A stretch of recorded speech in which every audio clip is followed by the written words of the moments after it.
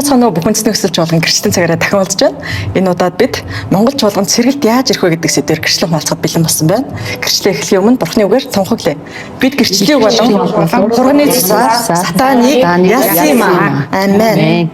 Амен. За мэдээж маш чухал сэдвийн хүрээнд ярилцах гэж учраас бидний гэрчлэлийг та одоо дуустал нь хүлээж авахыг танд санал болгоё. За би бас гэрчлэлээ тодорхой хөрөхийн тулд нэг чиглэлтэй асуулт бас бэлдсэн байгаа. Тэрний дагуу ярьчвал мэдлэгийн зэгстэй хөрөх болов. Монгол чуулганд сэргэлт яаж ирэх вэ гэдэг сэдвийн хүрээнд ярихын тулд сэргэлт гэж юу юм бэ гэдэг асуултыг хамгийн эхлээд тавья. Энийг тайлбарлачих тийм ээ. Сэргэлт гэж юу юм бэ? Юу юм бэ тий? Өдөрийн харахад. За мэдээж чуулганд сүм чуулганы сэргэлтийг хэлж байгаа. Энэ бол мэдээж ариун сүнсний сэргэлт буюу ерөөс ариун сүнсээр сэргэг байгаа чуулганыг л хэлээд байгаа. Тийм үү? Тэгвэл яаж сэргэлт ирэх вэ гэдэг энэ асуудал болохоор гацаагүй ариун сүнсээр л сэргэлт ирдэг болж таарах гэдэг тийм ээ. Тэгвэл энэ сэргэлт нь чуулганд яаж илэрдэг юм болоо? Яагаад чуулган сэргэлт хэрэгтэй болчих вэ? Тэ? Сэргэлт хэрэгтэй байна гэж яриад байгаа шүү дээ. Тэгвэл энэ ариун сүнс энэ чуулганд байна уу? Ариун сүнсээр энэ чуулган удирдуулж байна уу? Тийм ээ? Бид Есүс Христийг хүлээж авсан, бид Бурхан эзнийг хүлээж авсан, Есүс Христийг хүлээж авсан сүм чуулгандаа тунхаглаж байгаа. Харин ариун сүнсээр хүлээн зөвшөөрүүлсэн байна уу? Ариун сүнсний тэр гайхалтай тэр ажлууд нь ичлэгдэж байна уу? Харагдаж байна уу? Гэдгээр сэргэлт энд байна уу? Байхгүй юу гэдгийг харагдах байх тийм үү? Тийм тийм. Тийм үү тийм. Юу дээр хэлсэн байгаа шүү дээ. Үйлс 1:8 дээр ариун сүнс та нар дээр ирэхэд та нар хүчийг аваад Иерусалим бүх Юдэ Самар тэр байтугай энэ дэлхийн хязгаар хүртэл миний гэрч олно гэдэг чинь шүү дээ. Тэгвэл сүм чуулган дээр сэргэлт ирнэ гэдэг чинь сүм чуулган дээр ариун сүнс ажиллаж ариун сүнсний ажил хийж байгаа газар ариун сүнс байгаа газар тэр газар сэргэлт шин зүйл болно. Ариун сүнсний бэлгүүд тэр газраас гарна. Ариун сүнсний бэлгүүд 9 бэлэг байгаа тийм ээ. Тэр бэлгүүд гарч байгаа газар сэргэлт явагдана, шинжилэлт явагдана гэж ойлгож байна тийм. Тэр бэлгийн илэрлүүд гарцаагүй харагдчих хэвээр маа ажиллаж явах хэвээр тийм. Тэгэд ариун сүнс байж аврагдсан гэдгийг хүн мэдэн штэ. За тэгвэл сүм чуулганд авралыг ингээд Бурхан яг юугаар баталсан бэ гэхээр Еврей 2-ын 3-аас 4-р эшлэлээр энэхүү авралыг үл хайхаад хэрхэн зутаах билээ. Энэхүү авралыг эхлээд эзэн айлдсан бөгөөд сонссон бидэнд баталсан юм. Бурхан бас хүслийн дагуу тэмдэг гайхамшигаар янз бүрийн хүчит үүс болон ариун сүнсний бэлгүүдээр гэрчилсэн билээ гэж байгаа байхгүй. Тэгэхээр ариун сүнсний бэлгүүд гэхээр 9 бэлгүүдээ нэрлэн штэ. Тэгэхээр энэ 9 бэлгүүд энэ чуулган дээр ажиллаж байгаа бол үнэхээр энэ цуглаан дээр ариун сүнс ажиллаж байгаа аврал байгаагийн сэргэлттэй цуглаан гэдэг нь ингээд хинээч нүдэнд ч байсан ариун сүнс өөрөө гэрчилж байна. Бурхан өөрөө гэрчилж байна шүү дээ. Үгээр мэдэж болно. Ариун сүнсний бэлгүүд нь сүм чуулганд өгдөг, тийм ээ? Сүм чуулган дээр гоё чимэглэл болж, сүйт бисгийн гоё чимэглэл болж ариун сүнсний бэлгүүд ирдэг тийм үнэтэй. Тэгвэл үнэхээр энэ сэргэлттэй чуулган ариун сүнсний бэлгүүд ажилладаг юм. Тэгвэл ариун сүнсний бэлгүүд нь Бурханы нэгүслэр ирнэ. Бурханы нэгүслэр тийм ээ? Бурханы нэгүсэл буюу итгэлээр ажиллана. Тэрнээс биш бид одоо энэ ариун сүнсний бэлгүүд энэ Бурханы нэгүслэр ажиллаж байгаа бэлгүүдийг өөрсдийн хүч чадлаар өөрсдийн одоо мэдлэг боловсрал, библийн боловсрал, теолог сургалт ч юм уу те энэ бүгдээр энэ нэгүслийг олж авч энэ ариун сүнсний бэлгийг олж авч сүм чуулгандаа ажиллуулж ийм гоё сэргэлттэй те сүм чуулган байх боломжгүй болчиход байгаа юм. Энэ зөвхөн Бурханы нэгүслээр ирж байгаа ариун сүнсний бэлгүүд ажиллана тийм. Тэгэхээр нэгүсэл яг Бурханы тэр гайхамшигтай нэгүсэл нь болохоор ямар ч тийм чадвартай хүнд биш, чадвартай биш. хамгийн харин нүгэлтэй гэдгээ мэдээд намайг аварсан байж тээ гэд ингээд талархаад байж байгаа даруулсан хүнд нэгүслийн бэлэг ирдэг гэж Библиэлд ирдэг шүү дээ. Яков номын 4:6 дээр гэвч тэр илүү их нэгүслийг өгдөг. Тиймээс Бурхан бардамыг эсэргүүцдэг, харин дарууд нэгүслээ өгдөг гэж бичигдсэн байдаг. Тэгвэл даруу хүн гэж Библиэлд ямар хүнийг хэлдэг вэ гэхээр хуурамч даруу, шашинлаг даруу, гадна төрхөөрөө ингээд даруу харагдаад явдаг хүнийг Бурхан хизэж даруу гэж хэлдэг байгаа шүү дээ. Харин Бурхан өөрийнх нь үгэнд дуулууртай байдаг, өөрийнх нь үгнээс имээдэг тэр хүнийг даруу гэж нэрлэдэг. Тэгэхэд хүний нүдээр харах юм бол тухайн хүнийг бардам гэж хараад байгаа байхгүй юу? Одоо Авраамыг ч нөгөө ард түмэн нь даруу гэж харж байгаагүй шүү дээ.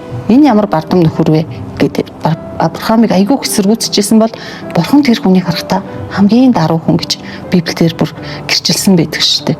Тэгэхээр даруу байдал гэдэг бол ерөөсөө даруу байдал гадна төрхөнд байдгүй. Харин яг Бурханаас имээгээд Бурханы өмнө үнэхээр ямар гэмтэй хүн байлаа да гэдгээ ингэж үргэлж сандаг. Тэр хүнийг даруу гэдэг байгаа байхгүй. Тэгэхээр тийм цуглаанд, тийм ариун сүнсийг сүнсээр удирдуулсан хүн л тэр үнэхээр ариун сүнснийхээ туслахоогоор тэр үнэхээр ариун сүнсээр ирсэн номлолоор дамжуулаад ингээд номлож үнэхээр зөв ингээд үнэхээр цэвэр тунгалаг тэр ариун сүнсний үйлчлэлийг хийж тухайн итгэгч хүмүүстээр тэр үйлчлэлийг туслахоо нь очоод тэр бэлэг ирж байгаа байхгүй юу. Тэгэхээр Бурхан дандаа ариун сүнсээрээ дамжиж ажилладаг. Түүнээс ямар нэгэн конференц ч юм уу, ямар нэгэн теологийн сургууль сурснаар ч юм уу, ямар нэг их мэдлэг эзэмшснээр ч юм уу, тийм хүмүүс Бурхан тэр гайхамшигтай бэлгүүд өгөөг байгаа байхгүй юу. Тэгээ энэ дэр нөгөө 1-р Коринт 12:28 дээр Бурхан чуулганд 1-р дийлчнэр, 2-р иш үзүүлэгчид, 3-р багш нар, дараа нь гайхамшиг, эдгээх бэлэг, мөн туслах, удирдах ба олон төрлийн ярих чадварыг, хэлээр ярих чадварыг сойрхжээ гэж байгаа. Тэгтэл чуулган сүмийн сэргэлт гэдэг чинь итгэж хүмүүс л ирж байгаа. Чуулган гэдэг чинь сайн мэдээ сонсоод тий Бурхан Есүс чиний төлөө амиа өгсөн юм а. Түрүүнд итгэж хүүдэн итгэж байгаа хинж мөхгүй гэд тэрийг сонссон хүмүүс, эзэнд итгэсэн хүмүүс, Есүсийн нэрт итгэсэн хүмүүсийн нэгдсэн газрыг сүм чуулган гэж нэрлэдэг байгаа.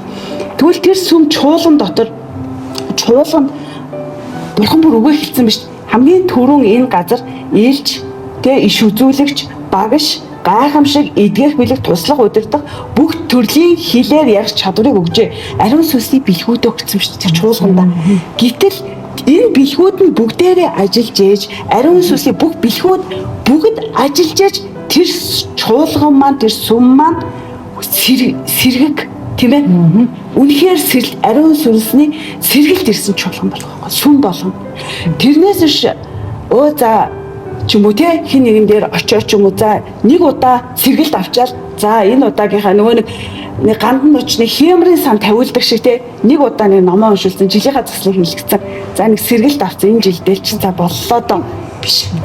Бурхан амьд Бурхан бидэндээ өдөр бүр биднийг босгодог, өдөр бүр сэргийг байлгадаг, өдөр бүр биднийг өөрчилдөг, өдөр бүр шинийг хийдэг. Тийм гайхалтай Бурхан биднэр итгэдэг те. Яг үнэ сүнсийг бүү бөхөө. Сүнсийг бүү бөхөө гэсэн шүү дээ. Энэ сүнсийг бүү бөхөө чинь нөгөө тасралтгүй залбир, өргөж баяртай бай, бүгцэн талархлаа илэрхийлээд энэ чуулганд угаасаа өгөгдсөн байгаа шүү дээ. Тэгвэл энэ бүхэн чинь яг сүнсээр л бүгд тэрийг шүү. Тэгэхээр ариун сүнсүүд яг нэгүслийн сувг болж таарч байгаа юм тийм ээ. Энэ бэлгүүд чуулган төгсөн энэ бэлгүүд ажиллаж байна гэдэг чинь Бурханы нэгүсэл дүүрэн чуулган, Бурханы нэгүсэл ажиллаж байгаа чуулган байна. Энэний сувг нь өөрөө ариун сүнс одоо тийм ариун сүнс. Тэгэхээр энэ ариун сүнсээр ингэж ажиллаж сэргэг байна гэдэг чинь сүнсийг бүү бөхөөгүй үргэлж сүнсээр сэргэг байх хэлээд байна. Сүнсээр сэргэг байх хэлээд байна.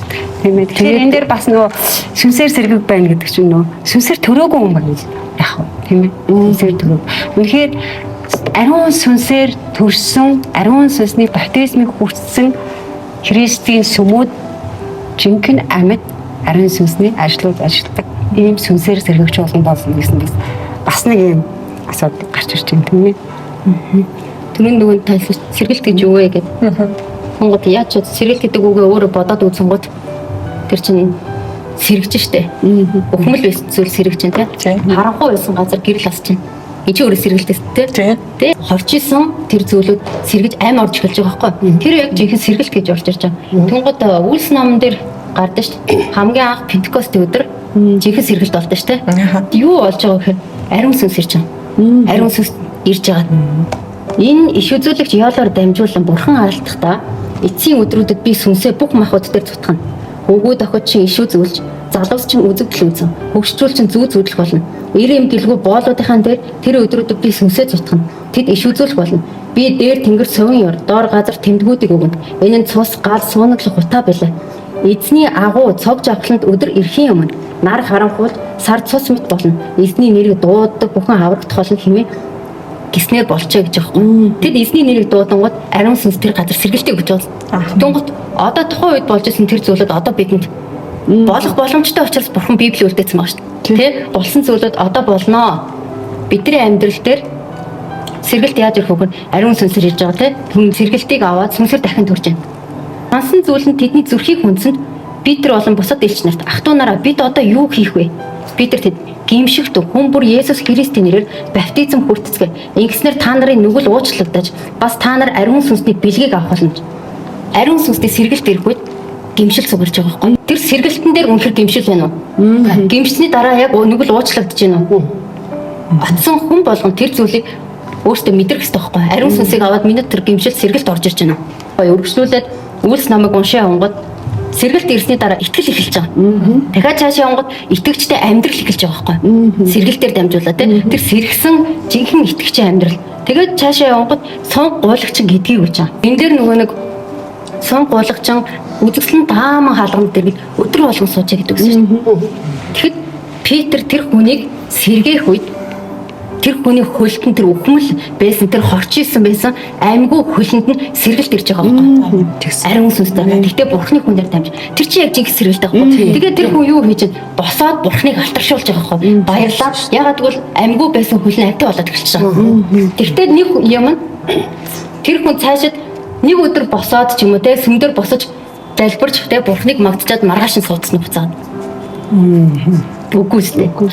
Маргааш нь суугаад тэр хүн хөл нь тэр чигээрээ бүр ингээ бүтнээрээ тэр хүний хөл сэргсэн байгаа байхгүй. Тэгээд тэр хүн яг тэр идэгсэн хөлөөр тэр зүйлээрээ амьдрал нь өргөжлөө явж байгаа байхгүй. Сэргэлтээ амьдрал шүү дээ. Тэрнээс бол одоо нөгөө байс хийж байгаа л нэг сэргэлт олоод байс хийж байгаа л нэг сэргэлт олоод ч юм. Тэгвэл тэр сон хүн яхаа нэг өдөр сууж байгаа л нэг өдөр сэргэж босчоод тэгээд маргааш нь бутас сууж байгаа л дааман хаалгана. Түл тэр яг жинхэнэ сэргэлт биш байгаа юм. Яг наад ишлэлч одоо бидний гэрчлэн сэдвтэй маш сайн холбогдож ирж байна. Монгол чуулганд сэргэлт яаж ирэх вэ гэдэг. Одоо жишээ нь итгэгчид ингэж одоо ямар нэгэн сургалтанд хамрагдаад нэг сэргэлт авчээ тийм ээ. Ямар нэгэн үйлчлэлд очиод оролцдог юм уу эсвэл авчирдаг юм уу нэг иймэрхүү байдлаар сэргэлтийг авна гэж бас нэг ташаа ойлгоцсон. Хойдэрдэг одоо жишг бас байдаг тийм ээ. Тэгэхээр энэ хүн бол чуулган бол сэргэлт бол байнгын тогтмол ариун сүнс байнгын ажиллаж ээж одоо байнгын сүм чуулганд хамрагдчихэж сэргэлт ирэх юм байна гэж би ойлгож байна уу тий. Одоо сэргэлтийг авангуу тэр хүн дээр эхлээд ариун сүнс ирээд сэргэлт болж штэ. Хүн ариун сүнс ирээг бол тэр хүн дээр сэргэлт болохгүй штэ. Тэгээ хүмүүс ихэнх нь юу гэдэг гэсэн хэрэг маш олон 10 жил үйлчлээд бурхан намайг ерөөндөө гэж бодоод айгуу удаа хүлээдэг. Тэгээд зүйл ариун сүнс байхгүй байгангууд сэргэлт байхгүй болоод ирнэ. Амьдрал дээр ямар ч өөрчлөлт гарахгүй. Тэгэхээр яах нь үйлчлэнгууд би миний амьдралаа бурхан намайг ерөөнөө гэж үйлчлээ боддог. Гэхдээ тэр нь улам бүр доошлсан амьдрал гэдэг. Яагаад гэвэл бурхан руу дээш чиглүүлэх ариун сүнс байхгүй байгаа учраас. Хүн өөрөө махан биеэрээ бол ураад доошлол ураадаг шүү дээ. Тэгээд хүнд хэцүү болоод ирэнгууд сэргэлт гингууд сэргэлтийн ч юм уу те нэг үгээр эсвэл нэг ганц хоёр хүн конференцд яваад тэр юу хийж байгаа гэхээр зүрх сэтгэлээ тайвшруулдаг. Тэгээ босоод яг үргэлжлүүлсэн амьдрал сэргэлт ирэхгүй ба ариун сүнсний сэргэлт ирэхгүй байгаа учраас үйлчлэлээр бидний амьдрал өөрчлөгдөнө гэж боддог. Яг л би яг ингэж явж байсан байхгүй юу? Би өөрөө яг сүмч болгоод ингэж явж байсан. Миний амьдрал дээр гоё юм болоод тэгээ дахиад би тэрийг хүссэн ч миний амьдралаар тэр сэргэлт ирэхгүй байгаа гэсэн. Улам бүр доорогдож байсан. Тэгсэн надаа чи үйлчлэлтэй тахаан бол бурхан чамайг өрөөнө маш удаан хүлээсэн. Гэтэ би энийг баттай хэлж байгаа нь би маш итгэвчтэй байсан байхгүй юу? Тасалахгүйгээр бүх юмд нь одоо нөгөө тавьсан бүх юмд нь орж байгаа. За тэгэн гол би болохоор тэгж хийсэн учраас энэ яг биш вэ гэдгийг мэдчих байхгүй. Гэтэл нөгөө талд өөр хүмүүс ялгаараа сэргэлт ирэхгүй болоод ирэнгууд ундаг. Тэгээ холддог.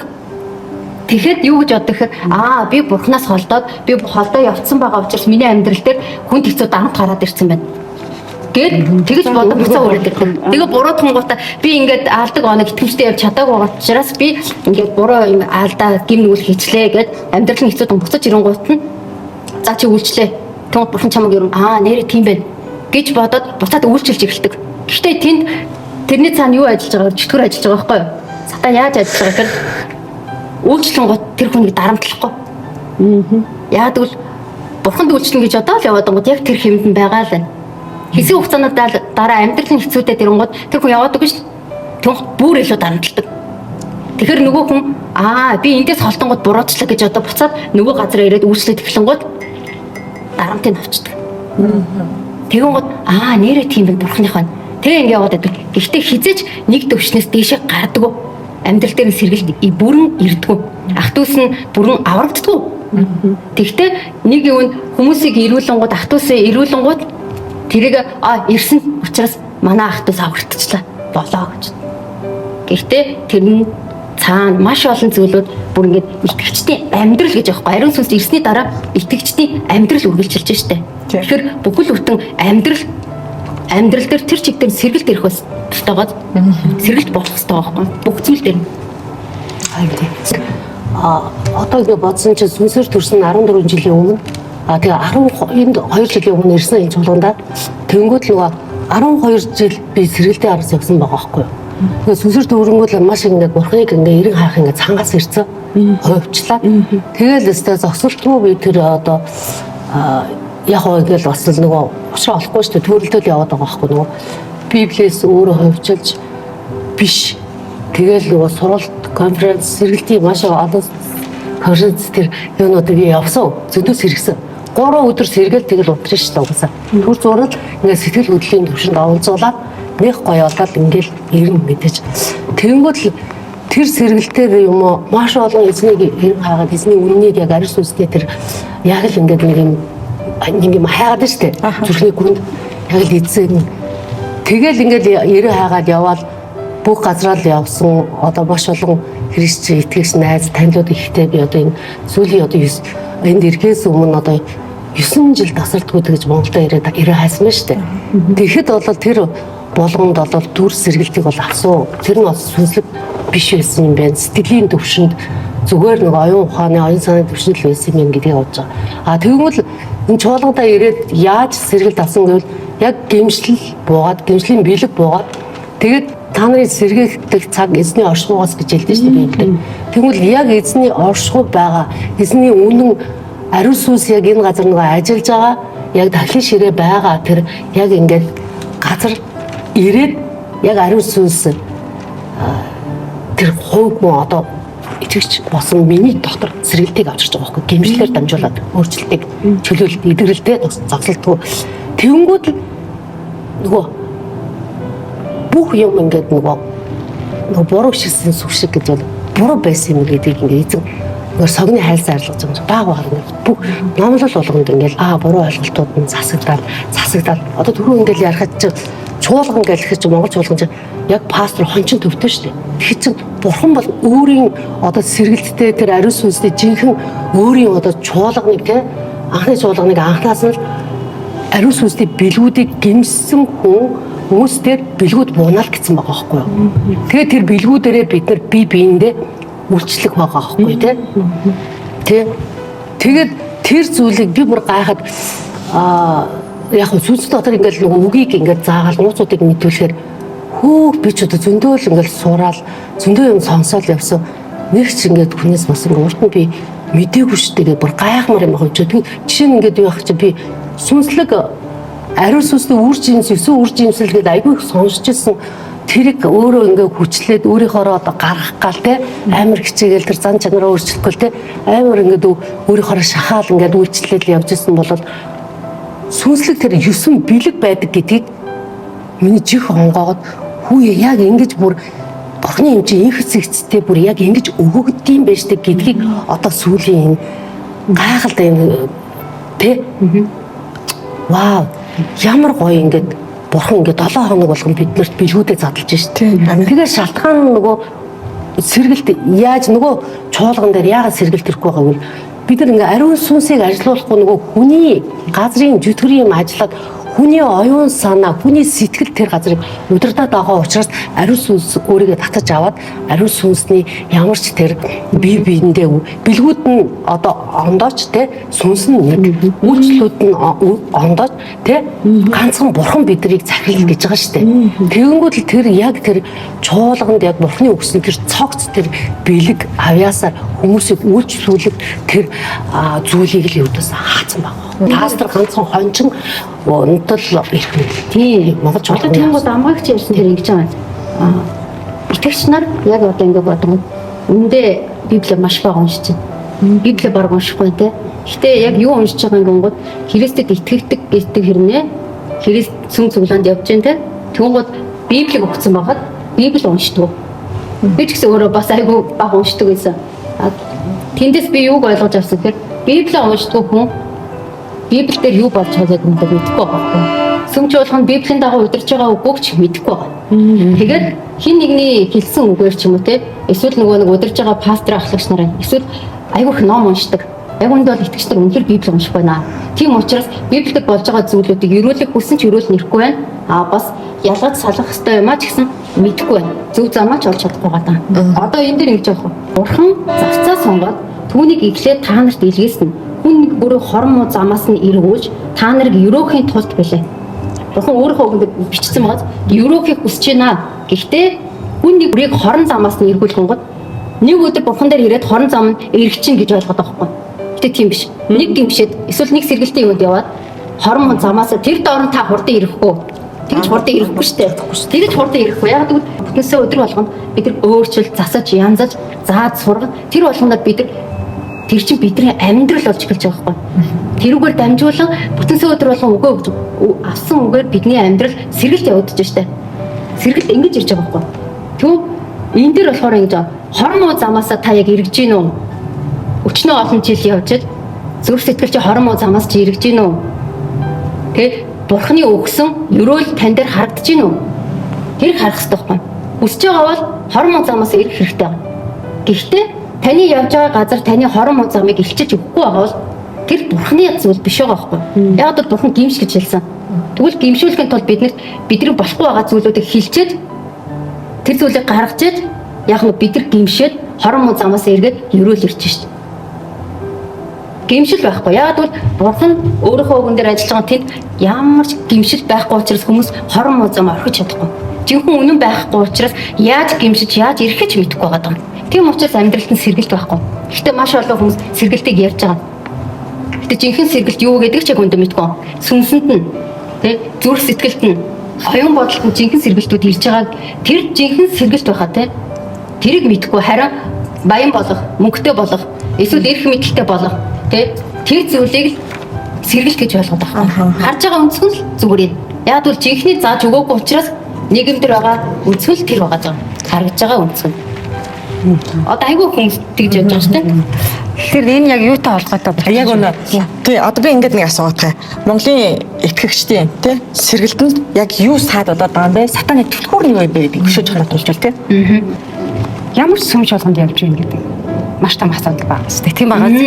Үнэхээр яг саяны хэлсэн 2 дугаар Коринт дээр 9 бэлэг ажиллаж байгаа. Үнэхээр ариун сүнсээр нэгүслэр дүүрэн чуулган мөн үү?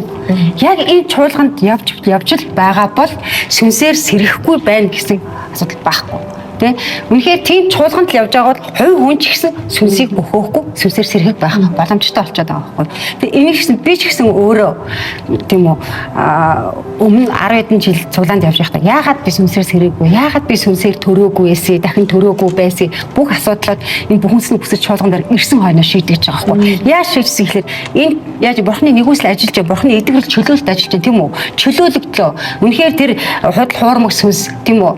Худал хуурмаг шашны сүнс одоо юу вэ? Овс юу вэ? Өшөө юу вэ? Бүгдээсээ чөлөөлөгдсөний дараа энэ чинь ариун сүнсний бэлэг ажиллаж байна шүү дээ тийм үү? Чөлөөлөгдсөний дараа нөгөө Библийг уншаад ойлгодгүй байсан тийм. Уул нь бол итгэмжтэй Библи уншаа явж байгаа хүмүүс зөндөө хааш тэгэл нэг сэргэлт байхгүй, өөрчлөлт байхгүй, амьдралд нь өөрчлөлт байхгүй, өөрөө ч дотроосоо өөрчлөхгүй гаднаасаа за яг гаднаа бол ингээл гоё итгэвч хүнгээл ингээд өөрчлөлтгүй ийм яваад байгаа хүмүүс итгэгч нар зөндөө хааш. Тэгвэл эн чинь бас сүм чуулгантай холбоотой ариун сүнсний бэлгүүдээр ажиллаж энэ бүх бузар муу ярын сүнснүүдээс чөлөөлөх чим бол аанда сүнсээр нүд маань нэгдэж онгоогдож энэ бүгдийг сүнсээр л ойлгож байгаа. Ариун сүнсээр л ойлгож, ариун сүнсээр л ухаарч, ариун сүнсээр сэргэгдэж байгаа байхгүй юу? Тийм бааз. Одоо нөгөө юу саад болж байгааг та тэгсэн шүү дээ. Тэгээ сатаны түлхүүр одоо юу Сатаны түлхүүр. За бүр эхнээс нь аваад үзэн гол Бурхан өөрийн сүм чуулганыг өөрөө байгуулдаг тий. Тэгээд тэр газар өөрөө ариун сүнс өгдөг. Тэгвэл тэр сүм чуулган үнэхээр яг Бурханы сүм чуулган мөн үү шүү. Тий. Нэг саад. Анхнаасаа буруу газар очсон бол тэнд угаасаа Бурхан өөр ажиллахгүй ариун сүнсэж өгөхгүй. За дахиад нөгөө таатан гонгол Бурхан өгөөд ялаад ариун сүнс тэр газар ажиллахгүй байгаа тохиолдолд тэнд хэн ажиллах вэ? Чөтгөр ажиллана. Чөтгөр ажиллана. Тэгээ итгэгчдийг бүрэн үнэн зөв ойлголтыг бүр эхнээс нь тэр суурьдаг зөв тавьж өгөхгүй байгаа тохиолдолд зүгээр өнгөцгөн явуулна. Юунд тэгэхээр Бурхан шүүлтийн өмнө очиод бидний сүнсэнтэй тооцсон ш тэ. Яг бол чи яаж амьдэрсэн яасан гэд бид нар үгсний дараа очиж шүү гэх. Тэнгод үгсний дараа махан би газарт үлдээд сүнс очив гэж байна. Тэгвэл сүнс чинь яасан? Сүнсэнтэй чи юу хийсэн? Сүнс чинь энэ дэлхийд байхад сэргэгдсэн үү? Тэг чи гимжсэн, өөрчлөгдсөн үү гэдэг дээр Бурхан шүүлт хийж байгаа юм. Тэгнээс чи энэ дэлхий дээр олон одоо илүү мундаг дуудулсан уу? Эсвэл чи олон сэргэлтийн газар очсон уу? Сайн байна. Тийм Библиэлд байхгүй байгаа байхгүй. Гол нь тийм юм байхгүй. Энэ яг жинхэнэ шүүлт тэр зүйл биш байгаа. Бурхан Библийг өгөөд байгаа шалтгаан нь биднийг өнөөдөр тэр шүүлтийн өмнө очихын тулд та нар гимшээ, та нар өөрчлөгдөө, тэг та нар энэ хорон музагаамаа орхио. Энэ бүх зүйлийг Бурхан бидний сайн сайхны төлөө өгч байгаа. Ягаад бол там руу явуулахыг хүсэхгүй байгаа учраас хүмүүс болохоор өөрсдийнхөө тэр зүйлийг барьчаад Библийг эсрэг зогсоод байдаг. Өөрийнхөө яг нэг стандартыг гаргаад ирчдэг. Библиэс шал өөр стандарт. Ингэвэл одоо юу гэдэг энэ миний хувьд зөв үү? Бурхан энийг шүндэл гэж бодож байгаа. Гэтэл яг үүндээ Бурхан очиад шал өөрөө юм шүүхэд миний зөв гэж зогсох хинч байх чинь. Бурхан шударга тэр хүний үг тэнд газар ямарч хүчгүй байх болно. Дээрэс нь Ананас Сапир хоёр үйлс намдар гардаг штэ. Тэд юу хийсэн гэхээр Бурханы оршуу тэнд гэрэл байгуул гим нүгэл заавал илчлэгдэнэ. Өсөн хүсээгүй гим нүгэл гэрэл дотор байж чадахгүй учраас илчлэгдэж гарч ирэх ёстой. Харин гэрэл байхгүй газар харанхууд юу ч харагдахгүй. Тий. Гим нүгэл чи харагдахгүй бол та харанхуй газар байна л гэсэн үг. Тэнд ариун сүнс байхгүй, тэнд хэн ажиллах вэ чөтгөр. Тэгээд таныг юун дээр төвлөрүүлж яхаар сүн сэтгэл дээр чинь биш, харин зөвхөн энэ дэлхийн амьдрал дээр л төвлөрүүлж байгаа. Бид зөвхөн энэ дэлхийн амьдрал дээрээ төвлөрч өгвөл бид юутай хөөрхилэлтэй. Хэрвээ ийм бодолтой хүн байвал та нэр үнэхээр хөөрхилтэй олон цаг хугацаа алдаж шин. Тийм үстэй сэргэлт ямар ч сүнсний сэргэлт. Тийм учраас Бурхан ариун сүнс өгч байгаа шүү дээ. Тэгвэл сэргэж босоход одоо хэний оролцоо үүрэг хэрэгтэй вэ? Мэдээж итгэгчтэй тийм ээ? Итгэгчтэй тийм. Тэгч бүрт зэн хамгийн гайхалтай нь ариун сүнс өгч байгаа. Өөрийгөө тэ өгөө өгсөн байхгүй. Өгөөр ингэж шин. Тэр өгөө өгсөн. Үгийг уншаад үгэн дотроо ороод ариун сүнс туслагчийг өгсөн. Тэгээд Бурхны үгийг дагах миний дагалдагчийн таних тэмдгүүд Марк 16-гийн 17-д бүхэлдсэн биш. Итгэгчдийн дагалдах тэмдгүүд нь миний нэрээр тэр чөтгөрүүдийг зайлуулж шинэ хэлүүдээр ярих болно гэж. Тэгвэл өнөөдөр ирж байгаа тэр сэргэлт гэж байгаа зүйл монголчуудын хувьд, христчин итгэгчнэрийн хувьд сэргэлт гэж зүйлээ яг юу гэж ойлгож байгаагаа сэргэлт гэж байгаа юм тий. Магадгүй нэг өвчтөн хүн очиод за залбируулаад ч юм уу нэг чөтгөрөө зайлуулаад би сэргэлт авчнаа гэж бодож гинөө. Эсвэл би энэ яг зөв байна уу? Миний авч байгаа зүйл буруу байна уу, зөв байна уу гэдгээ очиод ухаар авахаагаа би сэргэлт авна гэж бодож гинөө. Эсвэл бүр сүм чуулганаар нь ярихад сүм чуулган буруу асуудлууд нь чи буруу байна шүү, танах юм буруу байна гэдэг зүйлээ олж авах гад тэр нэгтэй бурханлаг хүнээс очиж авахаа сэргэлт гэж яриад байна уу? Яг юуг сэргэлт гэж яриад байна гэдэг нь маш чухал асуудал болчихж байгаа юм. Тэгтэл ярхан хэлсэн ш. хүн бол миний нэрнд итгэх хүүхдтэй би ариун сүнсийг өгнө гэж хэлсэн баг. Бурхны хүүхэд болгож би авмаа гэсэн. Авсан хүүхэд болгондоо итгэгч хүүхэд болгондоо Бурхан ариун сүнсийг туслагч болно гэдээ өгсөн. Туслагч болгосон ариун сүнс бидэн дээр ирэхэд хүн болгон хүчийг авна гэж хэлсэн. Тэр хүчээр бид нар бүх зүйлийг нөө эдгээх, чөтгөрийг зайлуулах, чөлөөлөх, өөрийнхөө сэргэлтийг хэн нэгнээр биш өөрөө хийх, Бурхантай харьцаж өөрөөсөө сэргэлтийг авах бүх боломжийг бүх зүйлийг эзэн бидэнд бий болгосон байна. Тэгэхээр сүм чуулганы сэргэлт гэдэг чинь хүн болгоныг Бурхан хувь хүн бол сүм шүү гэж хэлсэн шүү. Тэгвэл нэг хүний сэргэлтээр ирэх хүн болгон сэргэж тэр сүмд явж байгаа тэр сүмийн тэр номлоор дамжуулан тэр хүмүүс рүү очиж байгаа үг тэр хүмүүсийн дотор байгаа тэр гим нүглийг буруу зүйлийг илчилжээж тэр хүмүүс нь сая хэлсэндээ лагуун хэлзээ бүгд гимшжээж гимээ хүлээн зөвшөөржээж тэр газар цэвэрлэгдэж тэгээд ирэхэд хүн болгон цэвэрлэгдээд ирэнгүүт хүн болгон дээр сэргэл гараад ирэнгүүт тэр сүм чуулган дээр тэр чигээрээ сэргэлт тэгж өөрснөөс ирэх байна. Тэгээд нэг хүний сэргэлт гэж ярьсан шүү дээ. Нэг хүний сэргэлтээр дамжуулаад жинхэнэ Бурхны хаанчлал тэр хүний дотор орж ирээд тэгээд тэр хүн Бурхны хаанчлалыг зөвхт байдал амар тайван баяр хөөр гэж хэлсэн шүү дээ. Тэр орж ирэнгүүт л нөгөө хүн чинь Бурхны хаанчлалыг хаа яваа газараа тээж яваад тэгээд хүн болгон одоо нийгэмдээ нөлөөлөхөөр тэгж босгож байгаа байхгүй. Энэ чинь сэргэлт байгаа. Тэгээ хүн итгэж хүн өөрөө Бурхантай яг тэгж бүн нүрэн уулзаж одоо нөгөө яг гэрэл ирэхэд бид нар үнэхээр харанхуу харанхууд байгаа юм бүгд илчлэгдэг, тэгжээ чөлөөлөгдөг, тэгжээд бид нар одоо сэргэлт ирж байгаа шүү дээ. Тэгэнгүүт л нөгөө бидний дотор нөгөө олон жил байр суурьаа эзэлсэн нөгөө чөтгөрүүд бодон дамжаад бага наснаас янз бүрийн тэр бүх зүйлүүд ингээ болон дохоод одоо нэг байр гэж яриул бид нар ингээд олон 20 өрөөтэй нэг хаус гэж ярих юм энэ тэнд нь ингээ шигдсэн байгаад байгаа байхгүй юу те янз бүрийн одоо нэг олон жил одоо удаан юусан болоо тэр хөөгдсөн одоо юу байдیں۔ Те янз бүрийн юмуд язвал тэрийг ингээ бурхан өөрийн оршуу дотроо бүр цэвэрлэгээ хийж байгаа байхгүй те яг юм ба тэгээд эн чинь үйл явц зүгээр нэг ирээд нэг одоо жилд нэг 2 удаагийн сэргэлт юм уу эдгэрэл чөлөөлтийн конференцэд ирэнгүүтлээ чөлөөлөгчлөө тэгэл өөр газар өөр одоо хоол сүнсний хоол идээд явангууд л тэр хүний амьдралдаа сэргэлт ирчих юм шиг санагдаад байгаа үгүй дасралтгүй үнэн үгийг сонссон хүний сүнс ба үг хизээж мөхгүй гэж байгаа байхгүй үнэн үгийг дасралтгүй сонсч ээж тухайн хүний дотор сэргэлт бүрэн дүүрэн сэргээгдэж байгаа байхгүй тэгжээж яг гэрэл давс гэдэг амьдрал руугаа одоо орж ирж байгаа байхгүй тий. Биш үү манай чуулганч одоо залбирал хамтдаа залбирлууд нөхөрлөлүүд одоо библийн цагууд тэгээд бүтэн сайнны номлол үйлчлэлийн цагууд гээл те энэ бүхэн чи яад энд бид нар ингэж хамрагдах хэвээр яагаад хүмүүс итгэгч нар эндээ ингэж явах хэвээр гэдэг сүнсийг бөхөхгүй тулд сүнсээр сэргэг байхын тулд нэгдмэл нэгэн Христийн бие болохын тулд тийм ээ ингэж зөв чуулганд нөгөө сүнсээр сэргэг байгаа учраас хувь хүнд ч гэсэндээ бас сүнс нь сэргэг тэгээ бүх юм сүнсээр удирдуулаад сүнсээр сэргэг байгаад ирэх юм бол нөгөө махан биеийн асуудлууд ч гэсэндээ давхар бас тэгээд нөлөөлөө давхар сайн болно шүү дээ. Бид эхлээд төрүүлээл нөгөө махан биеийн асуудлууд, махан биеийн мөнгө санхүү тэгээд өшөө юу байна? Ингээд хөрөнгө юу вэ? Энийгээ сэргийх гээд ингээд те энэ дээр энийгээ сайн болгочих гээд ингээд буруу явдаг нөгөө саад бодож байгаа юм чинь одоо тэр болоод тэгвэл эхлээд бурхны хаанчлал болон зөвхт байдлыг ирж хаа. Энэ нь бол ариун сүнс дорох зөвхт байдал амар тааван баяр баясгалан мөшгөөд л явж байхад энд бол сүнсний сэргэлт гарахгүй байна гэсэн үс байхгүй тийм ээ. За нэг ийм асуудал байсан. Та гэдэгсэн. Тэгээд миний мэдхийн нөгөө за тэгвэл одоо хүмүүс ингэж штэ яг сэргэлт өөрөө хүн болгоо одоо олон жилийн итгэгчид авахыг хүсэж байгаа штэ. Тэнгүүд л тэд нар за би тэгвэл гэртээ ингээд өөрөө Библи уншаад гэртээ өөрөө сэргэлт авахыг хүсье. Библийг би өөрөө уншия. Олон жил нөгөө одоо ингээд шашинлаг юм суурин дээр нөгөө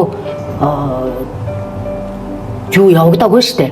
Шинжлэл сэргэлт явагдаж шин тулан болоогүй байжээж хүн өөрөө хувьчлаад гэртээ Библийг уншаад сууж байгаа итгэгчдэр олон байна шүү дээ. Зөндөөж авахгүй одоо нэг юм одоо юмны ялгааг одоо маш их харж байгаас одоо сүүлийн үед тэртээ тэргүй одоо бүх юм хийл болцсон байгаа тий. Тэнгүүд л одоо за миний явжсэн чуулган буруу болчлоо. Одоо би яах вэ? Тэгэхээр зүг гээд байгаа чуулганыг нь болохоор авчаад байдаг. Тэгэхээр нөгөө хүн чинь нөгөө арьсаа хамгаална, нэрээ хамгаалаад чуулганд ирэхгүй шүү дээ тий. Тэгээд гэртээ ингээд Библийг ганцаараа хувьчлаад Библийг уншаад тэр хүн сэргэж чадах болов тий. Тэрний чинь тухайн бичсэн байна. 2 дугаар Коринт 5:21 дээр нүглийг үл мэдгч түүнийг бидний төлөө тэрээр нүгэл болгосны учир түүний дотор л байж бид Бурхны зөвхт байдал болох юм а гэж байгаа байхгүй. Тэгэхээр зөвхт байдал чи өөрөө Бурхнаас ирдэг үнгүй бэлэг гэж байгаа шүү дээ. Аврагдсан хүнд ирдэг үнгүй бэлэг. Түүнээс ганцаараа ингээд эзний дотор гэдэг чинь бид нар чинь ингээд яг ариун сүнсээр өдөрдүүлж байгаа тэр сүмд суглаан дотор ингээд бүгдээрээ эд эрхтэнгүүд нь нэг бие гэж байгаа шүү дээ. Тэгэхэд ганц ширхэг одоо хуруу ингээд биенээсээ салаад нэг газар очих юм бол тэгэл ухмал болох байхгүй юу? Энэ тэр хүнд аврал байхгүй. Тэгээд миний ойлголтоор бол эдгээр одоо ингээ бидний дотор маш их ингээ цэвэрлэгээ явагдаад чөлөөлөлт явагдаад ингэж нөгөө дотор талд нөгөө хуучин суурьуудын минь буруу ингээ тавигдсан ингээд суурьуудын минь нураагаад одоо нөгөө хуучин байшин ингийн суурийг нурааж байгаа цоошин байшин барьж байгаа юм шиг бурхан ажиллаж шүү дээ. Бурхан бол барилга чинь тий. Тэгэнгүүт нөгөө хүн чинь нөгөө олон жил ингээд буруу одоо ингээд юу яагаад бүр төөрөлдсөн одоо ингээд нөгөө хүний үг сонсоод нөгөө номнуудаа хүний бичсэн илчил хөө тэр хүн чинь нөгөө ном гэдэг чинь тухайн хүнд илчлэлт болохоос надад ч юм уу те бурхан болгоор нөгөө ховчилсан хүн болгонд өөрийгөө тэр хүний амьдрал зан чанар тэр хүн өөрт нь дуудлагт нь зориулж илчлээд өгдөг байгаа байхгүй юу. Гэсэн чинь нөгөө хүний илчлэгдсэн амьдрал дээр илчлэгдсэн амьдралыг ингээд аваад тэр хүний бичсэн бичээсийг хүний ойлголтыг ингээд баг ингээд унсан номнуудаар ингээд баригдсан байна шүү дээ. Тэгээд тэр хүн чинь тэнгуэл би одоо Библийг уншаад өөрөө сэргэлт авъя гэж хэлж байгаа байхгүй юу. Тэнгуэл би эдгэрэл чөлөөлөлтэй бурханы тэр нэгүслийн хүч чадлаар тэр бэлэг авьяас ажиллаж байгаа тэр хүнээр тэр газараа дамжуулаад эдгэр чөлөөрж хүн ингээд дотроо өөрийгөө хоосож бүрэн бууж өгжөөж дахиад ингээд шин зүйл орж ирэх гэдэг шүү дээ. Тэрийг л ингээд нөгөө уул нь ойлгож мараа байхгүй тий. Одоо би та хэдийнхаа яриаг ингээд сонсохоор хувь итгэгчийн сэргэлтийн талаар ярьж байна. Сүм чуулганы сэргэлтийн талаар одоо хин яагаад бидний ямар шашинлаг бодол ингээ хаагаад идэм бэ гэдэг чинь тэг сонсохоор нэг удаагийн гадны ямар нэгэн зочин сүнслэг үйлчлэл хийснээр болоо сэргэлт ирдэггүй юм байна. Хангалттай сэргэлт ирдэггүй юм. Та магадгүй нэг удаа итгэвч болно, чөлөөлөгч болно нэг тий. Ингэснээр бол сэргэлт биш юм байна гэдэг ойлголтыг авлаа. Энэ сэргэлт гэдэг бол бас тасралтгүй үргэлжлэх процесс байх таа. Тийм ээ. Нэгдүгээр, хоёрдугаарт Монгол улсад Монгол чуулганд сэргэлт яаж ирэх вэ бол гадны нэг зочин ирээд чуулганыг сэргээд юм уу бүхэлд нь. Энэ дэр би бас нэг юм бодолтой байна. Та намаас саналаа хуваалцаарай. Монгол улсад Монгол чуулганаар сэргэлт ирнэ гэж би хариулмаар байна. Энэ бол миний дүгнэлттэй. Магадгүй та намаас санаа нэгдэх хаа гэж бодож байна. Жишээ нь энэ ийм би жишээ татахыг хүсэж байна. Одоо үндэсний үйлдвэрлэлээ дэмжиж улс орон босноо гэдэг үстэй. Бид нар импортын бараа аваадах юм бол босхгүй л гэж байгаа үстэй. Энэтэй яг адилхан бидтэй. Тэгэхээр тасралтгүй үргэлжлэх Монгол хүнээр Монгол чуулганаар итгэгчид Монгол улс бас боломжтой маа гэж харж байна. Эндээ санаа нийлж байна уу? Тий. Эндээ нөгөө хувь хүний одоо нөгөө хувь хүн ганцаараа гэдэг амгагч энэ дээр яхаа те илчлэл ном дээр хэлсэн байгаа шүү дээ. Бурхан тэр чуулганд, дэн чуулганд тэгээ дандаа ингэ чуулгануудад хандаж гэсэн баг. Тэрнээс биш ганц хүнд хандаж гэж хэлээг баг. Тэр хүн гэдэг чинь яах вэ гэхээр хамтдаа цуглахаа умарталгүй гэж Библиэр хэлдэг үстэй. Хамтдаа яах гэж цуглах гэдэг юм. Хамтдаа нөгөө хилээдсэн сүнсээ бөхөөхгүй тул эзний ариун сүнс дотор хэлсэн шүү. Хоёр буюу түүнээс дээш хүн миний нэр дээр нэгдэх юм бол би тэдний тунд байна гэж хэлсэн ариун сүнстэй. Тэгвэл яаж н хоёроос дээш хүн нэгдэжээж чуулган болох юм биш. Тэгээ хоёроос дээш хүн нэгдсэн газар л ариун сүнс тэр газар байх.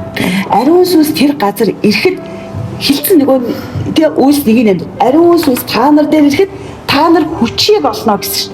Тэгвэл хоёроос дээш хүн яг цэвэр эзний нэрээр нэгдээд эзний дотор, эзний оршихуй дотор байх юм бол тэр хоёр хүчийг авч болох. Тэр хоёр ямар ч зүйлийг, ямар ч чөтгөрийг, ямар ч өвчнийг эдгэж чадна, чөлөөлж чадна. Эндээс нөгөө нэг сэргэлтүүд маань цаашаа явах боломжтой болчих.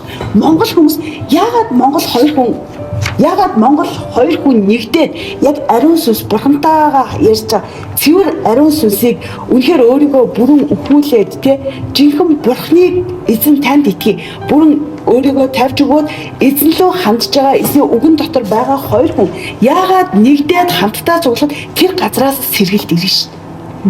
Тэгэхээр нөгөө нэг сэргэлт гэдэг энэ тэндээс ч юм уу хол газраас хайгаад байх. Эсвэл хин нэгнээс дамжиж авах. Хин нэгэн ламаас очиж айдас хүртэж байгаадаа ижлэх тэр зүйл сэргэлт биш юм аа. Сэргэлтийг өгөхөд эзэн бидэнд бүх зүйлээ өгсөн байна. Өгөө өгсөн байна. Ариун сүнсийг туслагчийг өгсөн байна. Өөрийнхөө Есүс гэсэн гайхалтай нэрээ өгсөн байна. Эзний нэрийг Есүс гэсэн нэрээс чөтгөр хүртэл бэмгэнэн айдаг юм аа гэж хэлж байгаа шүү. Тэр бүх зүйлээ өгсөн байж байгаа. Эндээс жинхэнэ цэвэр зүрхтэй тэр цэвэр зүрхийг эзэн хайж ийн гэж байна шүү дээ. Миний төлөө цаашаа цоглохтэй, миний төлөө миний ажил тэр хүнийг би хайж ийн. Үнэхээр тэр хүн гараад ирэх юм бол эзэн тэр хүн дээр, тэр монгол хүн дээр энэ сэргэлтийг хийх ажлаа өгөхгүй гэж юу? Тэгэхээр хин нэгнээр дамжуулан за гэл заавал нэг хүнийг нэг дахин шүтэх, хүнд нэг мөнгө өгсөгдөх. Монголчуудын нэг тийм шашинлаг зүйл одоо болчихлоо ингээ гарах тийм. Энэ шашинлаг хуулиархаг байдал маань яг л нөгөө парисэ мэдээд байдаг тийм. Эснийг Есүс мөндөг сайн мэдээд байдаг. Тэгсэн мөртлөө яагаад эзэн дагалдагч, миний дагалдагчд өвчнийг идгээж чөтгөрийг хөөнө гэдээ эзэн бүр үгэн дээрээ хилцсэн байж тийм. Тэгтэл яагаад тэр сүм чуулган дээр нь тэр нь болохгүй мөртлөө тэндээс ирсэн хүмүүслөө бүгдээрээ очиж сэргэлтийг авъя, бөөнөрөө явцгаая гэл яагаад тэгж бүр зүгээр л ингээд ботхоор баг итгэж биш хүн ч гэсэн ботхоор амар ерөөсөл болгоод байгаа тоххой. Тэг яг тэгээд ерөөсөө нэг сайхан том конференц дээр очихвол эсвэл одоо юу гэдгийг нэг гаднаас гадны гэж очиж ирээл яг хөө тэр ариун сүнсний бэлгэгтэй байж болно. Тэр ариун сүнсний бэлгээ ирээл ажилуулж болно. Тэнгүүт тэндээс бид нар сэргийчих юм ингээ ойлгоод байгаа байхгүй. Энэ бол нэг л удаагийн нэг биш. Сэргэлт чинь монголчуудын сүм чуулган дотроосоо сэргэх боломжтой юм а гэдгийг бид нар үнэхээр гэрчлээд байгаа байхгүй тийм ээ. Дотроосоо яг эзнийг яг үгэнд дуулууртаа дагаад ариун сүнсээр удирдуулахад ариун сүнсний сэргэлт ирнэ тийм ээ. Нэгдүгээр нөө үг байгаа штэ бас тийм ээ. Үнэхээр үг маань холимог болчих юм бол үг маань бурхны үг биш. Библийн яг цэвэр үгийг биш. Ариун сүнсээр удирдуулж номлож байгаа ариун сүнсээр томилсон гэсэн бас тамилсан пастор гэдэг зөндөө байгаа шүү дээ. За ингээд үг маань тэгж дамжуулахдаггүй ямар нэгэн орчуулгын ном, ямар нэгэн одоо юу гэдэг хүний санаа орсон үг дамжуулах юм бол ингээ ариун сүнс ажиллахгүй болчихдог. Тэр чуулган дээр. Ингээд тэр чуулган дээр ариун сүнс ажиллахгүй болонгууд нөгөө ариун сүнсний сэргэлтийг өөр газараас хайгаад эхэлж байгаа. Тийм ээ. Тэгээд нөгөө шашинлаг байдал руугаа орчих байгаа.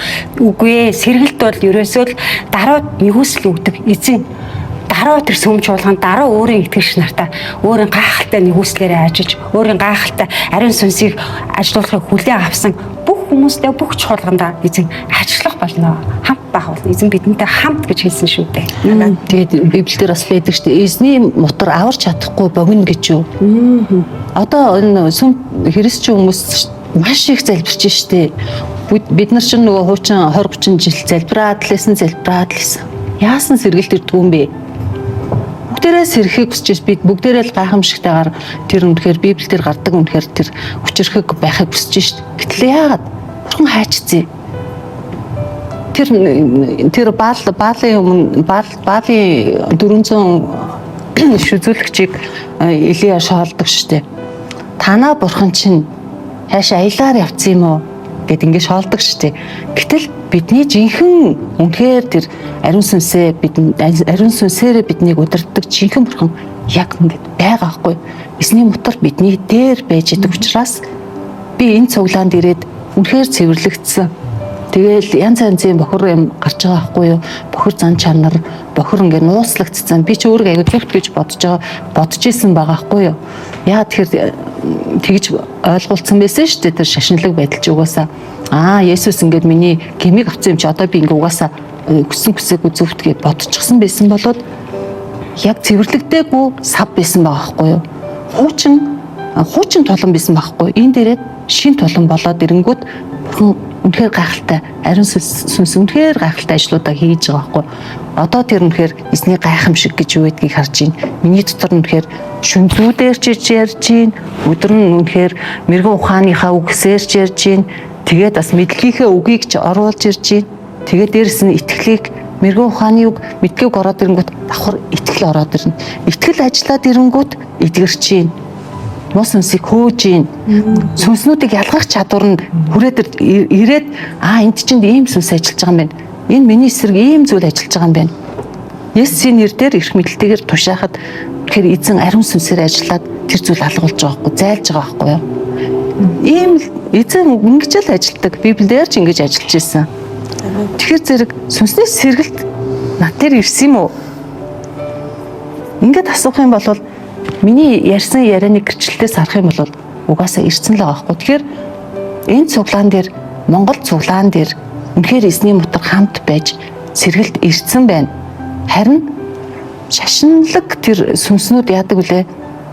Шашинлаг тэр үнэхээр ногоо хуур номлодог шүү дээ. Могоо ч бүр Ева мэвэг очиж номлоод бүр Есүсийг ирсэн цүлд 40 хоног байхад нь хүртэл очиод баг нөгөө хуурамч номлолоороо эзний үгийг мушгаад номлодог шүү дээ. Тэгэхэд тэн дээр мэдээж ариун сүнс ажиллахгүй шүү дээ. Тэгэхээр номлол гэдэг бол хамгийн чухал гаан цэвэрт номлолынд тэрлүүл ирэх хэрэгтэй. Тинчээ үнэхээр идээшээд цэвэрлүүлээд тэгээд дараа нь тэр гайхамшигтай зөвхт байдал дотор тэр авралын тэр нэгүслийн гайхамшигтай бэлгүүд дотор үнэхээр гайхамшигтай амьдралыг Библиэлд үнэхээр үзээгүй нүд үзээгүй чих сонсоогүй зүйлийг одоо ингээд бүх биеэрээ мэдрээд үнэхээр тэгээд үнэхээр бурхан гайхамшиг юм биш сайн сайхны төлөвлөгөөнүүдтэй бидний дээр байдгаж байгаа гэдгийг үнэхээр тунхаглаж байна. Амен. За баярлалаа. Монгол оронд сэргэлт яаж ирэх? Сэргэлт гэж юу вэ? Сэргэлт яаж ирэх вэ?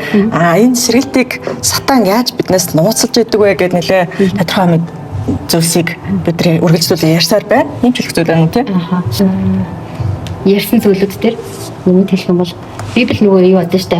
Есүс миний дагалдагч нар жижигдөрөө хөөж өвчнийг эдгэж шинэ хэлбэрээр ярина гэдэг. Энэ дэр сонсонгод миний дагалдагч нар гэж байгаа. Дагалдагч нар бүгд энийг хийж байгаад өвчнийг эдгэж जैन, чөтгөрийг зайлуулж जैन. За тэгвэл та өнөөдөр өөрийгөө бас энэ үр шалах боломжтой байна. Тэ? Би чөтгөрийг хөөж гинөө. Би өвчнийг эдгэж гинөө. Би зайлбараад миний амьдрал дээр тэр өвчнүүд эдгэрч гинөө. Тийм байх бол та яг жинхэнэ дагалдагч нь болоог байна тэ. Яг бол миний дагалдагч нар гэж хэлж байгаа байхгүй. Тэ? Дагалдагч нар дагалдах тэмдгүүд нь харагдаж эхэлж байна. Тэрүүгээрээ өөрийгөө дагалдагч биш харж болж байна. Бас дээрэс нь ядуу хүмүүс дээр одоо энэ тэндээс хүмүүс ингээл очиод тусламж ханддаг өгдөө шүү дээ. Гэхдээ яадаг? Нэг удаагийн хоол хүнс очиж өгдөг те. Гэхдээ тэнд нэг зүйлийг хийдгүн хизээш тэр ядуу байдлаас нь гарах арга замыг зааж өгдөг юм. Загсыг л өгөөд өгдөг. Гэхдээ хизээш загас барих аргыг нь зааж өгдөг. Тэгвэл одоо энд Монголд болж байгаа зүйлүүд яг тийм зүйл болж байгаа байхгүй. Монголын итгэгч нарт жинхэнэ загас барих аргыг зааж өгөхгүй. Жишээлбэл жинхэнэ дагалдагч болох аргыг зааж өгөхгүй. Тийм ээ. Тэгсэн хэрнээ юуг зааж өгөх вэ? Загсууд өгч байна. Тэгээд нэг ирээд өгнө. Энэний цаана хин ажиллаж байгаа хөр таны нэг төрөнд хин ажиллаад байна уу? Чигтгэв. Сата яаж ажиллаж байгаа хөр? Илүү болоод ирэнгуут нь нэг загас өгч байна. Тэгэл хэсэг хугацаанаа ингээд амийн зогоож торгоно. Тэнд ямар ч элбэг хангалуун амьдрал байхгүй. Яг бүр Библийн жишээг бол эгээвтэй. Израилыг яадаг вүлээ? Маш ядуу тарчиг амьдруулдаг. Гэхдээ хизээч тэд элбэг хангалуун болдгоо. Харин нөгөө сүрлийг өгөөлөдөг те.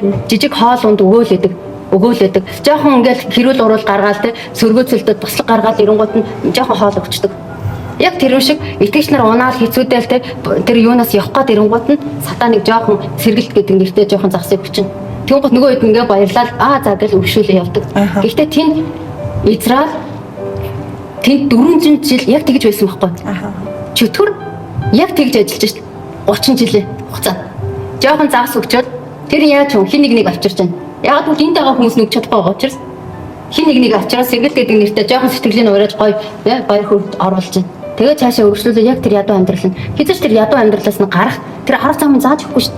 Жинхэнэ дагалдагч болох, жинхэнэ тэр ургацсан хураах ажилчид болохын зааж өгөхгүй шүү дээ. Загас барах арган зааж өгөхгүй. Тэгээд жоохон юмар тогрогоон амьдралыг нь зовоон. Гэхдээ Израиль дээр юу болсон гэхээр жинхэнэ Египтээс гарсны дараа сэргэлт ирж байгаа байхгүй. Тэгвэл яг тэрнтэй адилхан бид нар ч гэсэн энэ худал хуурмаг сатаны тэр Египт шиг байгаа тэр ядуу таршиг тэр сүнсний ядуур биш үү? Тэр чинь зөвхөн ядуу байгаагүй шүү дээ. Сүнсний ядуур л байгаагүй. Дарамт, ажлах тэд ямар амар хэцүү байдалтай байж лаа. Юу кино хүртэл байж байгаа шүү дээ. Тэр яг үүндээ бид итгэж хүмүүсийн сүнс яг тийм л байгаа байхгүй. Итгэж гэхгүй баг бүхэл хүмүүсийн сүнс сатаны тэр боочлолтоор дарлагдаж амьдарч байна. Харин тэндээс гарсны дараа Израильс жинхэнэ сэргэлт ирсэн чинь тэндхээ ажилласан гэхэд бурхан ажиллаж байгаа байхгүй. Хизээч тэр Египт рүү буцаж явуулаагүй. Тэгвэл сэргэлт яг тийм. Таны амьдрал дээр жинхэнэ сэргэлт ирсэн мөн хизээч тэр хуучин амьдрал руу хүн тийшээ явахгүй. А гэхдээ хүмүүс бурханы хайрыг мэдрээгүй учраас эргэж явах гэсэн тийм. Бурхан ямар сэргэлтийг өгч байгааг мэдэхгүй байсан учраас тэд яах нь өмнөө харагдсан Египтийн амьдралыг гой сайхан гэж бодож байгаа. Тэгвэл одоо байгаа хүмүүс яагаад бурхныг ирэн хайхгүй байна? Египтийн амьдрал дээр байгаа жоохон талах нь сэтгэл ханаад байгаа байхгүй. Гэтэл бурхан тарайн талбай тэр алимын тэр төгөл рүү оруулах гэж хахад өөрт нь өгж байгаа чөтгөрийн өгж байгаа ганцхан алим дээр сэтгэл ханаад тэд байж игэл энэ хин бурхан гаргасан шүү дээ. Гэтэл тэдний ирэхийг хүсэж байгаа. Энд өөрсдийнх нь сонголт байгаа даа байхгүй. Тэд чөтгөр яг ингэж ажиллаж байна тийм. Чөтгөр хүмүүсийг итгэгч нарыг ингэж хуурж байна. За тэгвэл итгэгч нар та яагаад бурхныг ирэн хайхгүй байна? Гэтэ яг үүндээ Израиль бурхан руу хандан залбирсан шүү дээ. Тэ? Бурхан руу хандан залбирсан. Тэгээд тэд гарсан Израиль Египтээс гарсан шиг өнөөдөр ч гэсэн яг тэрнтэй адилхан итгэгч хүн бурхан руу хандан залбирх үед та яагаад бурхан руу хандан залбихгүй байгаа юм бэ? Намайг зөв газар нь аваач өгөөс тэ. Таны надад өгсөн тэр Канаан нутаг Библиэлд бичигдсэн зүйл рүү намайг аваач гэж хүн итгэж хүн өөрөө гоохгүй Израиль өөртөө гоогаагүй байсан бол бурхан тэндээс гарах гэж. Израиль өөртөө гоож байгаа байхгүй. Тэгээ бурхан ажиллаж эхэлж байна. Тэгвэл итгэгч хүн өөрөө тэгэж гоогаад ирэхлээр бурхан тэр хүн дээр ажиллана шүү дээ. Зөв газар нь авчирна тэ. Буруу зүйлээс нь гаргана. Харин та бурханыг хайгаад байна уу? Эсвэл зүгээр хин нэгнийг хайж байна уу? Тэ? Эсвэл зүгээр нэг сүм чуулганыг хайгаа яваад байна уу? Тэгвэл танд бүх зүйл адилхан харагдана. Бурханы юм шал өөртөө. Яг л Египтээс гаргаж шít бүр. Египт дотор яваад бол бүх юм л адилхан харагдаж байна. Бас дээрэс нь нөгөө нэг Христийн бие гэж ярьдэн шít. Амгаагч нөгөө асуусан асуултан дээр. Израиль бөөндөө гарсахгүй. Нэг хүн гараагүй. Христ та ганцаараа хизээч Христийн бие боломжгүй. Хизээч Христийн бие байх боломж. Дээрэс нь тэр хүн дээр дуудлага нь юу байна гэдгийг тэр хүн бурхнаас авах хэрэгтэй шүү дээ. Бурхан тэр хүнийг юунд дуудсан байна? Юунд ирүүлсэн байна? Тэгжиж тэр хүн би бурханд чуулганд үйлчлэх байна уу? Би хаана байна? Христийн бие би яг аль нь байна? Тэ? Христийн биедээ би яаж үйлчлэх вэ? Хаал хэрэгтэй. Тэ? Ийм бүхэл бүтэн бурхан Библиэлд аль хэдийн тодорхой бичсэн байхад хүмүүс өөрсдийнхөө дүрмийг гаргаад ирсэн байгаа юм аахгүй. Яг би Библи уншаад би болж байна. Би Библи унших болно. Ганцаараа Христийн бие болох гэдэг юм. Тийм шүү дээ. За манай монголчууд амар мэдлэгтэй. Библийн мэдлэг бол асар их байгаа. Бурхны тавьсан стандарт, бурхны тавьж байгаа зүйлийг тэд одоо ингэж бүгдийг ингээд үгүйсгэж байгаа байхгүй. Тэгээ өөрсдийнхөө стандарт, өөрсдийн дүрм журмыг гаргаад ирсэн. Дуртай болгоно нөгөө дур зургаар явна гэдэг чинь өөрсдийнхөө явж байгаа. Гэтэ бүгд нэг бурхантай гэж ярьдагч бүгд өөр юм хийгээд байна. Амар юмтай нэгдэхгүй байна. Шал өөр юм ярьж байна. Яг үнэ хувийнхаа хаанчлалыг байгуулсан. Тийм хувийнхаа юм компаниг байгуулсан юм шиг тийм юм хийгээл юм л да. Энэ зүйлийг яг зоригтой ярьсан нь эзэн илчилсэн. Зүуд нь оройрч ирчихсэн харансан учраас ер нь бол айгүйх ингэж нөгөө Монгол чуулганыг тийм ялангуяа одоо чуулганыг авч явж байгаа удирдагчдыг маш их гимшил бурхан бас дуудаж байгаа тийм. Тэгээд нөгөө Библи бол нөгөө илчлэгддэг ном болохоос уншаад одоо мэддэг тийм өсөг болвол мөхөөдөг тийм сүнс бол аймаг өгдөг гэдэг сүнсээр илчлэгдэжээж бид нар ингэж ойлголтууд зөв ойлголт руу орж яг эзний дагалдагч болж байгаа байхгүй. Яг үнэ. Одоо бодоод үзэлтэй тэр хүмүүс загас барих арга нь байхгүй байгаа учраас тэд нар юу гэнэ зүгээр жижигхэн загсыг өөрсдийнхөө хэмжээ жоохон загсыг л өгч байгаа. Яг бол загас барих арга нь тэд нар өөрсдөө ч мэдэхгүй байгаа учраас. Тэгээд хин нэгнийг авчирч яаж ин загсыг өгөөд өөрсдийнх нь тэр хэмжээнээс тэр зүйлд нь одоо нэг өгч юм байхгүй болчингууд өөр хин нэгнийг авчирч байгаа байхгүй. Яагаад гэвэл тэгжээс нөгөө хүмүүс арай өөр тэг итгэгч нар арай өөрөөр хүлээж байгаа. Загс гэд ярьсан чи яг нөгөө Петрийн нөгөө өөрөө барихаар барьсан чи яасан мөлий? Тэгсэн чи эзэнтэй хамт яг эзний үгийн дагуу яг тороо хайгээд тороо хайсан чинь загас баригдсан шүү дээ. Тэр шиг яг л Тэ? Одоо нөгөө бурхангүй байгаа мөртлөө өөртөө ингээл нөгөө загас барих галс үүлээ үзэж байгаа байхгүй юу? Тэ? Аны хэлсэн дээр нөгөө нэгднэ гэдэг гэж байгаа шүү. Хэсэг бүлэг хүмүүс нэгдснээ бид нар зөв байна гэж ярьж болох байхгүй. Олон хүмүүс нэгдэж байгаа юм чинь зөв байна гэж харах магадaltaй байхгүй. Тэр бол хурдах магадaltaй. Тэгвэл та үр жимсийг хараа. Тий. Тэр хүмүүсийн амьдрал дээр гарч байгаа үр жимс. Өөрийнхөө амьдрал дээр гарч байгаа үр жимсийг яг бол бурхан ариун сүнсний үр жимс тэнд газар гарна гэж хэлсэн. Гэхдээ хуурамч биш. Ийм гэсэн тэ нэг юм амар их юм яваад байдаг шүү дээ. Нэг юм хуурамчаар даруй байл. Гэхдээ дотроо асах гим нүгэлтэй тийм биш. Дотроос нь гарч ирж байгаа жинхэнэ үр жимсүүд ариун сүнсний үр жимсүүдийг тэр хүмүүсийн амьдрал дээр хар, өөрийнхөө амьдрал дээр хар. Тэгжээж тэр олон хүн зөв явж гинөө нэгдлээгээд бурханы гэсэн бас биш байхгүй.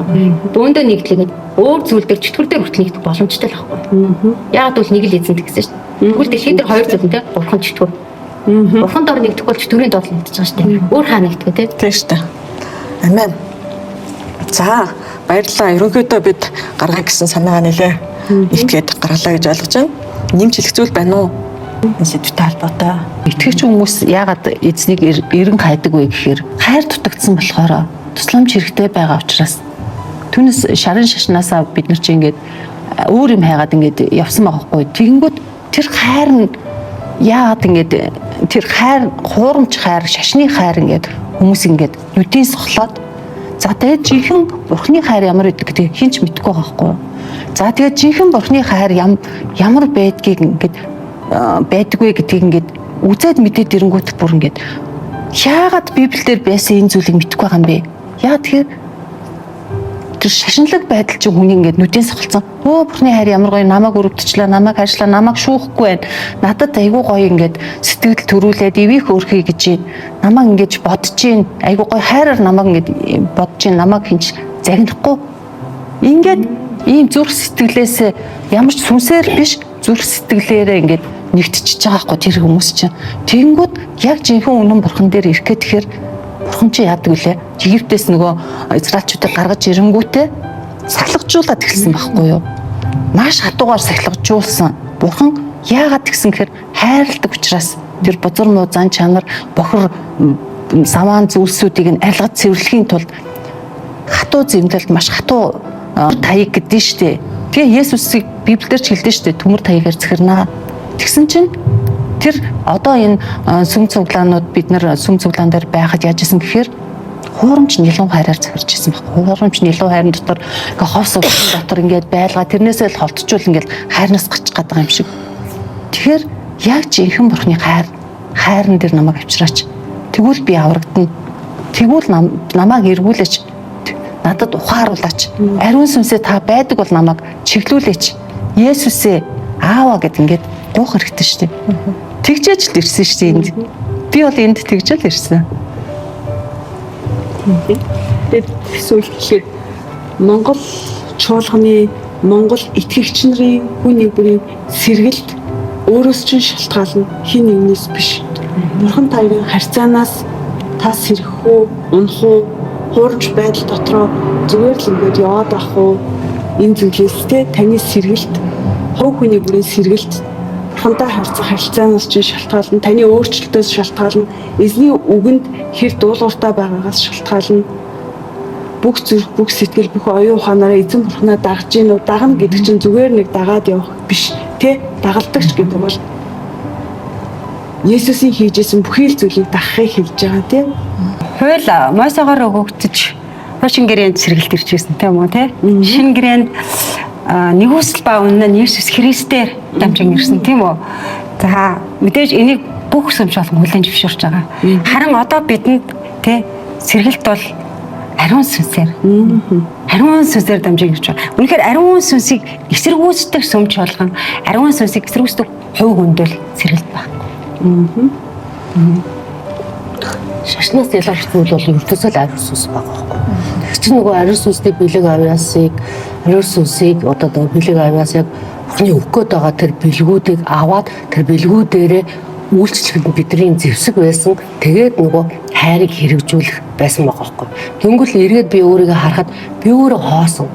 Би өөрт байхгүй юм хүнд өгч чадахгүй шүү дээ. Зүгээр л яг хайрлах ёстой гээл нэг таамгаар те ингээл хүний одоо тэгээд сэтгэлээрээ л ингээл явж исэн болохоос бурхан бол сүнс учраас бидний үйлчлэл чинь дандаа сүнслэг л байх хэрэгтэй байхгүй. Тэгэнгүүт л нөгөө нийт одоо ингээд нэг итгэгчдийн дотор хэтрээ сүнслэгжээд бид нар яг эзэнлүү сүнслэгжээд туушруул эзний юм руу болвол яг тууштай бас явах зүг байгаа байхгүй.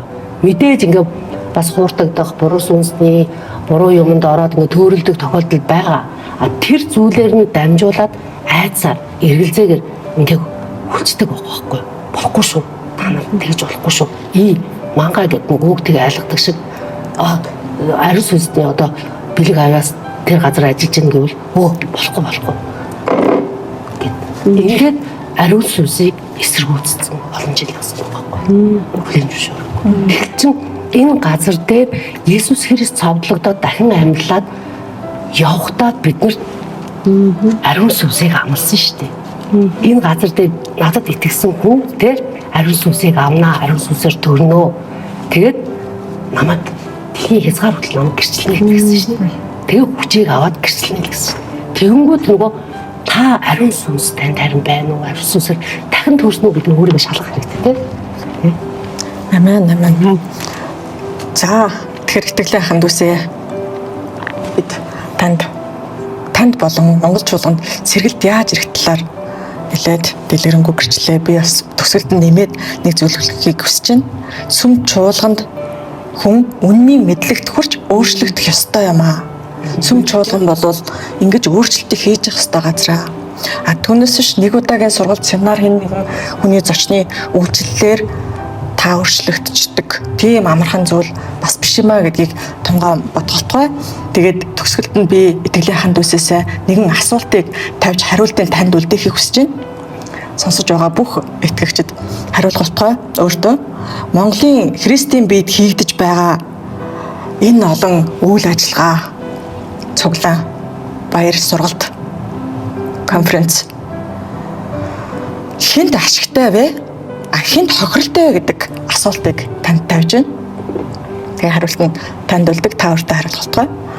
Энэ хүрээд бидний гэрчлэл өндөрлөө те. Бид дараагийн гэрчлэлээр уулзлаа. Баяр таа.